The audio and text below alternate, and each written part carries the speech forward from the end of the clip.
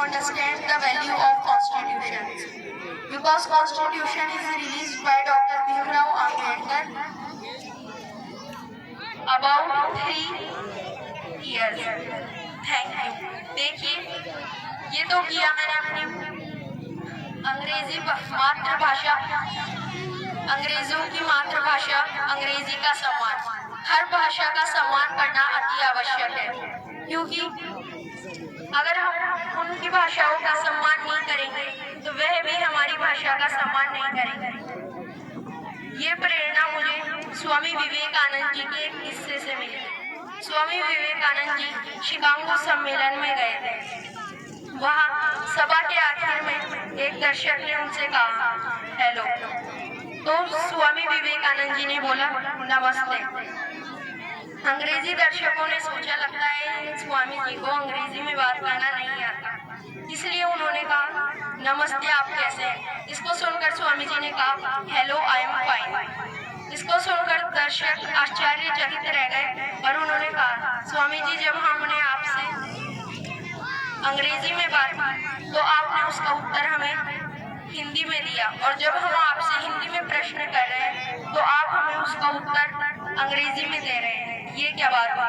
इसको सुनकर स्वामी विवेकानंद जी ने कहा देखिए, जब आपने खुद की मातृभाषा अंग्रेजी का सम्मान करा तो मैंने भी आपकी भाषा को नकारते हुए अपनी मातृभाषा हिंदी का सम्मान करना उचित समझा, क्योंकि हमें हर मातृभाषा का सम्मान करना अति आवश्यक है, चाहे वह कोई सी भी भाषा हो, तमिल, तेलुगु, हाड़ौती, फ्रेंच, इंग्लिश, संस्कृत। हमें हर भाषा का सम्मान करना चाहिए। इसी किस्से को मद्देनजर रखते हुए मैं 2 शब्द हिंदी में भी कहना चाहता हूँ। मैं अपने भाषण की शुरुआत 2 पंक्तियों के साथ करना चाहूँगा कि ये बात हवाओं को बताए रखना, रोशनी होगी बस चिरागों को जलाए रखना। ये बात हवाओं को बताए रखना, रोशनी होगी बस चिरागों को जलाए रखना। लहू बहाकर जिस तिरंगे की हमने हिफाजत की है, ऐसे तिरंगे को सदा अपने दिल में बसाए रखना। मैं आपको बताना चाहता हूँ कि किस प्रकार की भावना होती है एक सैनिक की जब वह बॉर्डर पर तैनात रहता है।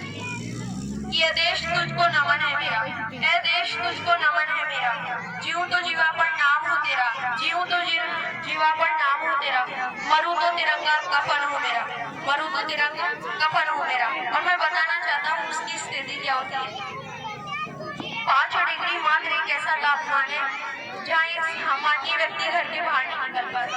0 डिग्री पर पानी जम जाता है, और आपको सुनकर हैरानी होगी -18 डिग्री सेल्सियस तापमान पर अपने देश का सैनिक तैनात रहता है, ये सोच के कि हमें अपनी भूमि की रक्षा करनी है। ये भावना उसके मन में हमेशा रहती है। मैं अपनी बात एक पंक्ति के जरिए बताना चाहूँगा। हमारे धरती पर अनेक वीर पुत्रों ने जन्म लिया। जब सुखदेव को फांसी होने वाली थी, उसकी माँ जेल में जाती है और उसे कहती है बेटा, तू इतनी जल्दी मेरे को छोड़ के जा रहा है, अभी तेरी उम्र ही क्या हुई है? जानकारी के लिए बताना चाहूँगा, जब सुखदेव को फांसी होने वाली थी उसकी उम्र मात्र 23 साल थी। इसे सुनकर सुखदेव कहता है ए माँ मुझे जाने दे, ए माँ मुझे जाने दे। अगर आज मैं गया तो कल ऐसे लाखों करोड़ों मेरे जैसे पुत्र पैदा होंगे, और जो कि हुए, और उनकी बदौलत हमारा देश विकसित हो जाएगा। और हंसते हंसते वह फांसी पे चढ़ गया। मैं अपने भाषण का विराम 2 पंक्तियों के साथ करना चाहूँगा। कुछ नशा मातृभूमि की आन का है, कुछ नशा मातृभूमि की आन का है, कुछ नशा तिरंगे की शान का है, कुछ नशा तिरंगे की शान का है। हम लहराएंगे ये तिरंगा हर जगह, हम लहराएंगे ये तिरंगा हर जगह। ये नशा हिंदुस्तान की शान का है, ये नशा हिंदुस्तान की शान का है। जय भारत। बहुत बहुत धन्यवाद।